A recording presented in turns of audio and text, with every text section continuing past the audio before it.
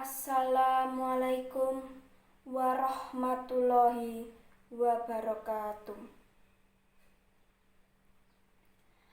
Innalillahi wa inna ilaihi raji'un.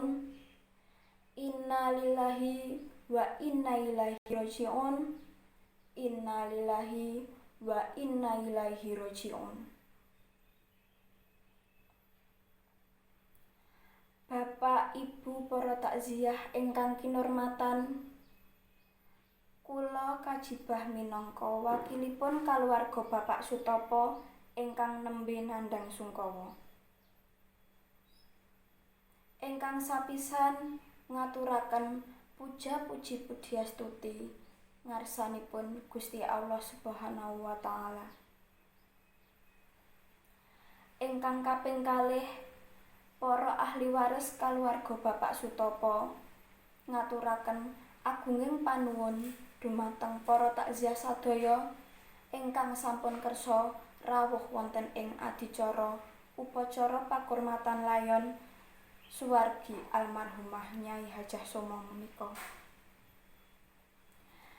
Ingkang kaping 3, para ahli waris kaluwarga Bapak Sutopo ngaturaken agunging panuwun dumateng pamong mitra tangga tepalih ingkang sampun paring pambiyantu lan panyumbangipun tumrap adicara pakurmatan layon menika. Mugi-mugi amal kasainan panjenengan sedaya pikantuk piwalesipun Gusti Allah Subhanahu wa taala. Amin. Ingkang kaping 1, para ahli waris kaluwarga Bapak Sutopo nyuwun donga pijinipun para takziah sadaya.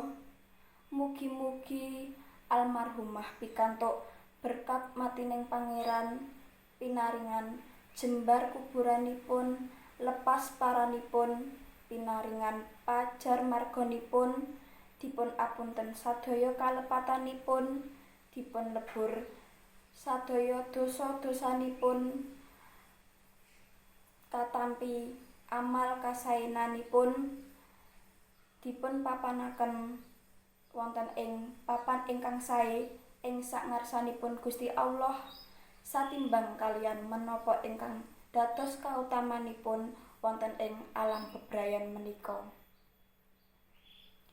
Mugi-mugi kaluwarga ingkang tinilar pinaringan manah ingkang sabar, rila, ikhlas, tawakal, narima ing takdir, saha pinaringan kakiyatan batin anggenipun ngleksanani darmaning gesang. Jar manungsa menika namung sadermi nglampahi. Manungsa menika namung titipan ingkang sawanci-wanci saged kapundhut wonten ing ngarsanipun Gusti Allah. Wasana mbok bilih rikala sugengipun almarhumah anggadhahi kalepatan, para ahli waris nyuwunaken agunging pangapunten.